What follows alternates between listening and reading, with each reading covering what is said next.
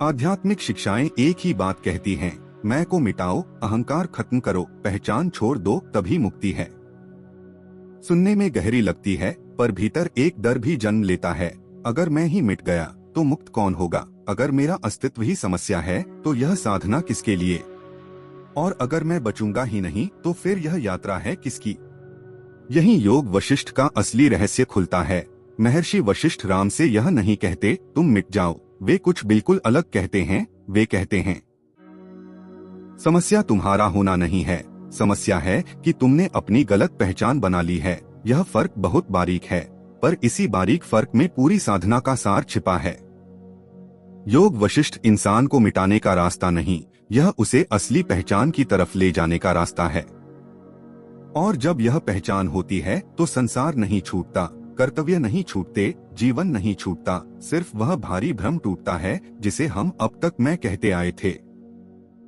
आज हम साधना को समझेंगे, वह साधना जो इंसान को भागने नहीं देती पर बंधन से मुक्त कर देती है। और अंत में एक ऐसा सवाल जानेंगे जो सही तरीके से पूछा जाए तो भीतर सालों का जमा बोझ खुद ब खुद ढीला पड़ने लगता है।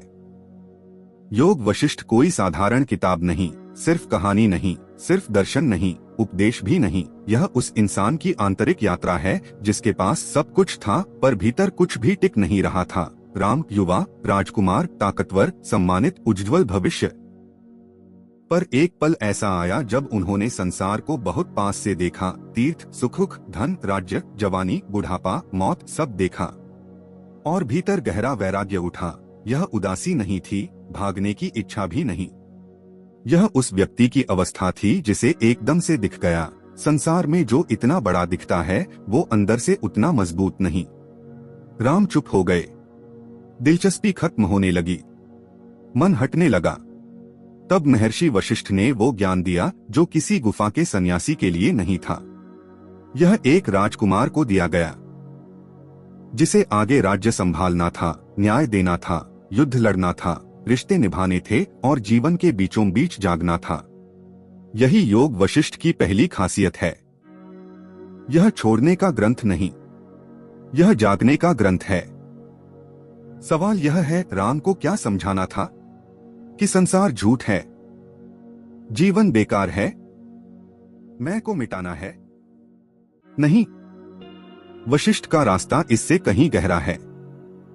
वे बताते हैं, दुख का कारण संसार नहीं, दुख का कारण मैं भी नहीं, दुख का कारण है गलत पहचान। इंसान अपने आप को शरीर मानता है, नाम मानता है, कहानी मानता है, विचार मानता है, अपमान, उपलब्धियां, इच्छाएं, डर, इन सबको जोड़कर कहता है यही मैं हूँ।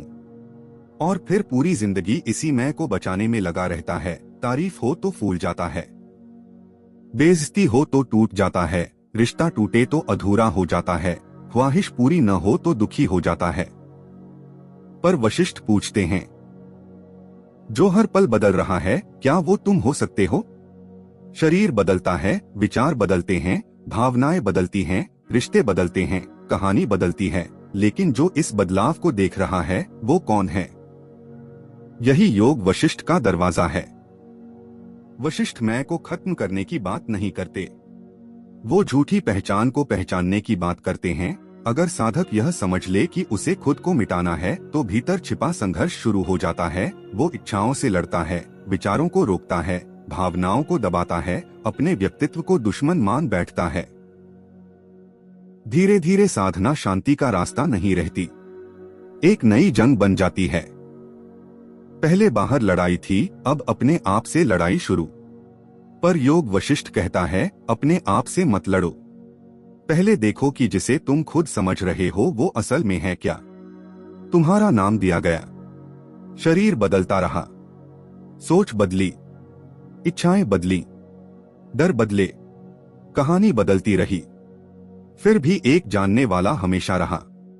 बचपन में भी जान रहा था, आज भी जान रहा है, सुख में भी वही जानता है, दुख में भी वही। वशिष्ठ उसी को दिखाते हैं। वे कहते हैं, उसे पहचानो, मुक्ति मिटने में नहीं, पहचान में है। इस पहचान को योग वशिष्ठ में विवेक कहा गया है। विवेक मतलब सिर्फ समझदारी नहीं, सही गलत का फैसला भी नहीं। यहाँ विवेक एक जिंदा आग है, एक ऐसी नजर जो हर अनुभव के पीछे छिपे भ्रम को जला देती है। विवेक पूछता है, यह जो उठ रहा है ये क्या है? यह दुख किसको दिख रहा है? यह डर किसको? यह चाहत किसके अंदर उठ रहा है? और जो देख रहा है क्या वो खुद इसमें फंसा है? मान लो मन में दुख उठा। आम इंसान तुरंत कहता है मैं दुखी हूं, पर विवेक रुकता है, पूछता है मैं दुख हूं या दुख मेरे अंदर उठ रहा है? अगर मैं दुखी हूं तो दुख जाने पर मैं कहां गायब हो जाता हूं? दुख आता है, ठहरता है, चला जाता है, पर जो इसके आने जाने को जानता है वो बना रहता है। वशिष्ठ कहते हैं उसी को पहचानो, यही साक्षी है, यही वो बिंदु है जहां साधना एकदम से सरल भी हो जाती है और गहरी भी, पर यहाँ एक गलती से बचना जरूरी है। साक्षी मतलब ये नहीं कि जिंदगी से दूर हो जाओ, भावनाहीन बन जाओ, संसार को फालतू मानकर छोड़ दो। साक्षी का मतलब है सब कुछ हो रहा है पर मैं सिर्फ घटना नहीं हूँ। गुस्सा आएगा, दुख आएगा, खुशी आएगी, डर आएगा, आकर्षण आएगा, विरक्ति आएगी। योग वशिष्ठ यह नहीं कहता इन्हें जबरन रोक दो। वो कहता है इनके पीछे जो जानने वाला है उसमें टिकना सीखो। जब यह टिकाव आता है तो जिंदगी खत्म नहीं होती, बल्कि पहली बार साफ दिखने लगती है। पहले इंसान घटना में खो जाता था, अब घटना को देख सकता है। पहले दुख आते ही वो दुख बन जाता था, अब दुख आता है पर भीतर एक हिस्सा जानता है यह भी बदलेगा। यही छोटा फर्क बंधन और आजादी के बीच का फर्क है। योग वशिष्ठ इसे समझाने के लिए कई उदाहरण देता है। एक गहरा उदाहरण है सपने का। एक राजा ने सपने में पूरा शहर देखा, महल, लोग, युद्ध, सुख, दुख, प्यार, बिछड़ना। समय बीता, बुढ़ापा आया, पूरी जिंदगी घट गई। जब जागा तो पाया यह सब एक रात के सपने में हुआ।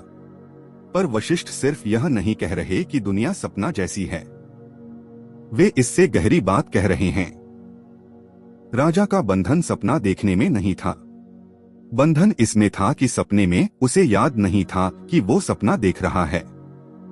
अगर सपने में भी याद रहती तो अनुभव होते, पर बंधन नहीं होता। यही जिंदगी पर लागू होता है। योग वशिष्ठ जिंदगी छोड़ने को नहीं कहता, कहता है जिंदगी के बीच जागो। सुख आए उसे देखो, दुख आए उसे देखो, इज्जत आए देखो, बेइज्जती आए देखो।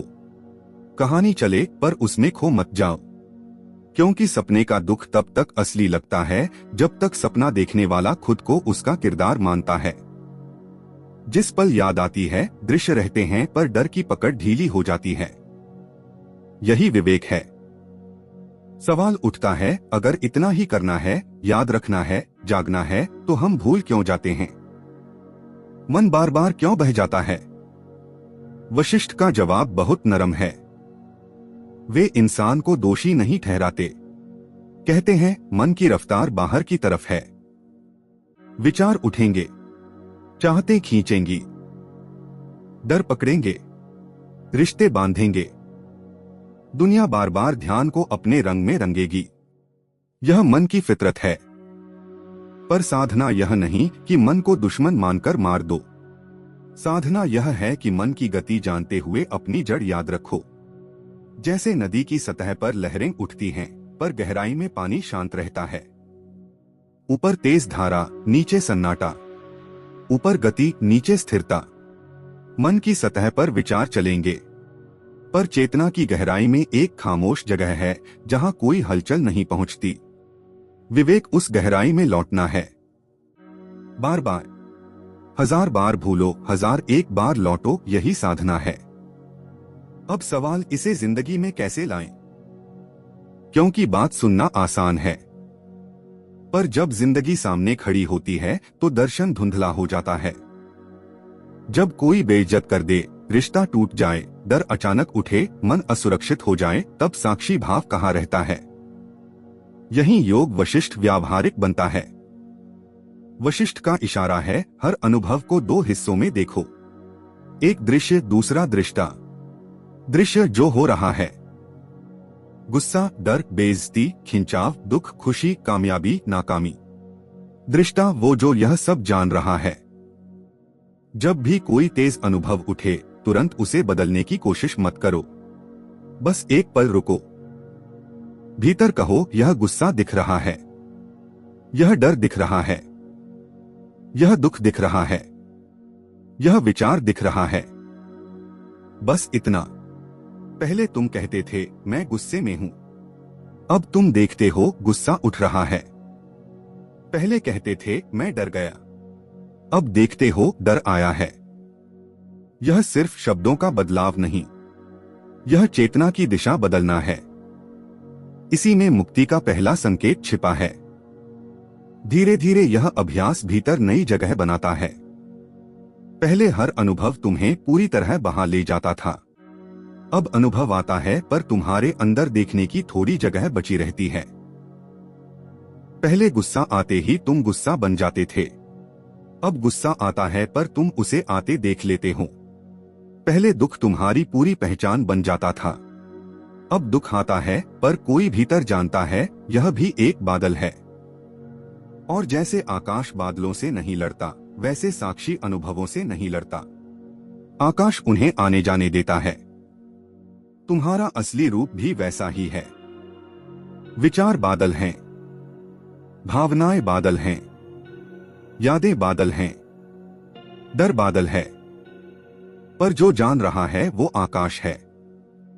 योग वशिष्ठ तुम्हें बादल मिटाने को नहीं कहता, आकाश पहचानने को कहता है।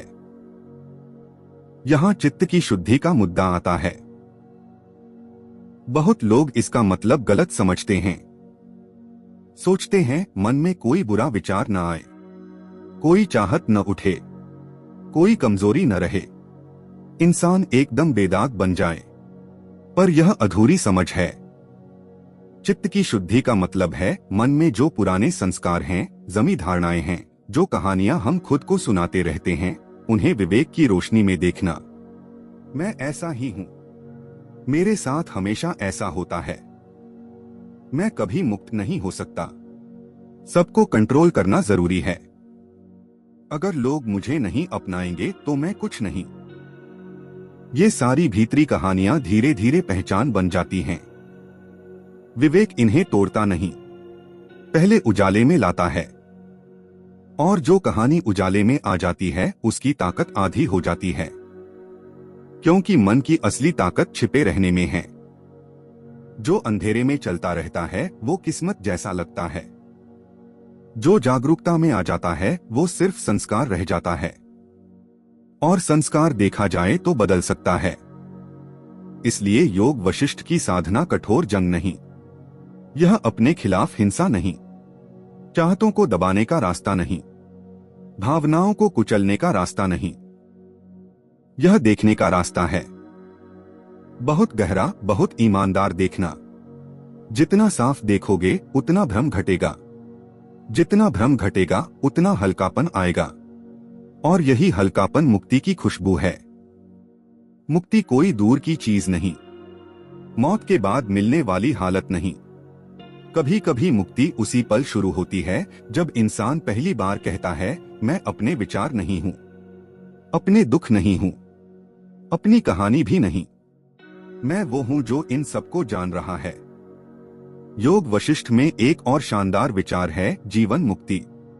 जीवन मुक्त वो है जो जीते जी आजाद है, जो दुनिया में है पर बोझ में नहीं डूबा, जो कर्म करता है पर उसे अपनी आखिरी पहचान नहीं बनाता, जो रिश्ते निभाता है पर उनमें खुद को खोता नहीं, जो सुख का मजा लेता है पर उसका गुलाम नहीं बनता, जो दुख से गुजरता है पर उसे अपना रूप नहीं मानता। यही योग वशिष्ठ की क्रांतिकारी सीख है। मुक्ति दुनिया छोड़ने में नहीं, दुनिया को सही नजर से देखने में है। कमल पानी में रहता है, पानी से पोषण भी लेता है, पानी के बिना उसकी जिंदगी भी नहीं, फिर भी पानी उसे भिगो नहीं पाता। जीवन मुक्त इंसान भी ऐसा ही। वो जिंदगी से भागता नहीं, उतरता है, पर जिंदगी उसे बांध नहीं पाती। यहां योग वशिष्ठ की सीख एकदम साफ हो जाती है। कुछ लोग अध्यात्म को भागने का बहाना बना लेते हैं। फर्ज मुश्किल लगे तो सब माया है। रिश्तों में जिम्मेदारी आए तो मैं निर्लिप्त हूँ। जिंदगी संघर्ष मांगे तो संसार झूठ है। पर यह वशिष्ठ की सीख नहीं। वशिष्ठ राम से कहते हैं, तुम्हें राज संभालना है, न्याय करना है, धर्म निभाना है, कर्म से भागना नहीं। पर यह सब जानते हुए करना है कि तुम सिर्फ करने वाले नहीं हो। यही सबसे गहरी बात है। कर्म करो पर कर्तापन में मत डूबो। जिंदगी जियो पर उसकी कहानी को आखिरी सच मत मानो। दुनिया में रहो पर उसे अपने अंदर तख्त मत दो। यही योग वशिष्ठ का संतुलन है। न भागना, न चिपकना, न अंधी दौड़, न बेकार की उदासी, सिर्फ जागा हुआ कर्म। अगर इस पूरी साधना को एक सूत्र में बांधना हो, जो दिख रहा है वो बदल रहा है, जो देख रहा है वही तुम्हारा दरवाजा है। जब दुख आए तो उसमें डूबने से पहले पूछो, यह किसको दिख रहा है। जब डर आए तो लड़ने से पहले पूछो, यह किसको दिख रहा है। जब मन कहे मैं टूट गया तो रुककर पूछो, टूटना किसको दिख रहा है। जब अहंकार कहे मुझे सिद्ध होना है तो पूछो, यह बेचैनी किसमें उठ रही है। जवाब शब्दों में मत ढूंढो, बस सवाल को भीतर छोड़ दो। कई बार सही सवाल ही साधना बन जाता है, क्योंकि जवाब दिमाग देता है पर सवाल चेतना को जगाता है। अभी इसी पल एक छोटा अभ्यास कर सकते हो। कुछ पल शांत हो जाओ, अपने अंदर देखो। इस वक्त कोई न कोई विचार चल रहा होगा। शायद यह विचार कि यह सही है या नहीं, शायद कोई याद, शायद शक, शायद कोई भाव। अब उसे बदलने की कोशिश मत करो, सिर्फ देखो। एक विचार आया, ठहरा, बदल गया। एक भाव आया, उठा, धीमा हुआ। अब पूछो, जो यह सब देख रहा है वो खुद विचार है क्या। जो भावों को जान रहा है क्या वो भाव है। जो मन की गति देख रहा है क्या वो खुद गति है। कुछ पल जवाब मत दो, बस इस देखने में रहो। यही विवेक की शुरुआत है। यही वो बारीक दरवाजा है जिसे योग वशिष्ठ बार बार खोलता है। अंत में सबसे जरूरी बात, तुम्हें मिटना नहीं, अपने होने से नफरत नहीं करनी, अपने मन से जंग नहीं करनी, जिंदगी से भागना नहीं। सिर्फ यह देखना है कि तुमने खुद को कहां कहां गलत पहचाना है। जहां गलत पहचान है वहीं बंधन है, जहां सही पहचान है वहीं मुक्ति है। योग वशिष्ठ का रास्ता यह नहीं कहता दुनिया छोड़ो, कहता है अभी इसी क्षण कमेंट में लिखिए मैं तैयार हूं या आई एम रेडी। यह सिर्फ एक कमेंट नहीं होगा, यह आपके भीतर बैठे उस सोए हुए विश्वास की घोषणा होगी, जिसे शायद दुनिया ने कई बार तोड़ा है। जब आप पूरे विश्वास के साथ लिखते हैं मैं तैयार हूं, तो आपका मन, आपका शरीर और आपकी चेतना एक ही दिशा में खड़े हो जाते हैं। और याद रखिए, हर विचार एक कंपन है, हर शब्द एक ऊर्जा है। जब हजारों लोग एक साथ विश्वास के साथ कमेंट करते हैं तो केवल स्क्रीन पर शब्द नहीं बनते, एक सामूहिक ऊर्जा बनती है। एक ऐसी शक्ति जो हर उस इंसान तक पहुंचती है जो खुद को टूटा हुआ, थका हुआ या रुका हुआ महसूस करता है। जब कोई आपका कमेंट पढ़ेगा मैं तैयार हूं, तो शायद उसके भीतर भी पहली बार विश्वास जागेगा कि अगर यह इंसान आगे बढ़ सकता है तो मैं भी बढ़ सकता हूं। इसी तरह सकारात्मक ऊर्जा फैलती है, इसी तरह एक शक्तिशाली ऑरा बनता है। और जब आपके आसपास की ऊर्जा बदलती है तो परिस्थितियां भी धीरे धीरे आपके पक्ष में मुड़ने लगती हैं। तो अभी कमेंट कीजिए मैं तैयार हूं और ब्रह्मांड को बताइए कि अब आप डरकर नहीं, पूर्ण विश्वास के साथ आगे बढ़ने के लिए तैयार हैं।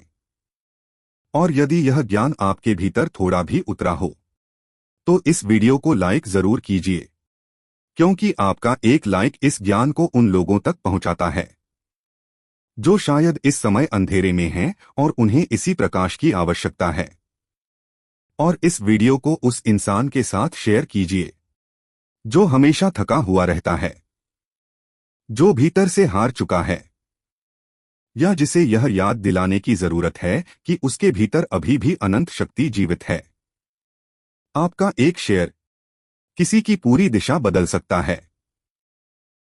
और अगर आप ऐसी ही प्राचीन, गहरी और चेतना को झकझोर देने वाली विद्याएं हर सप्ताह चाहते हैं, तो वैदिक लेगेसी को अभी सब्सक्राइब करें। यहाँ केवल वीडियो नहीं मिलते, यहाँ आपको वह ज्ञान मिलता है जो इंसान को उसके वास्तविक स्वरूप की याद दिलाता है।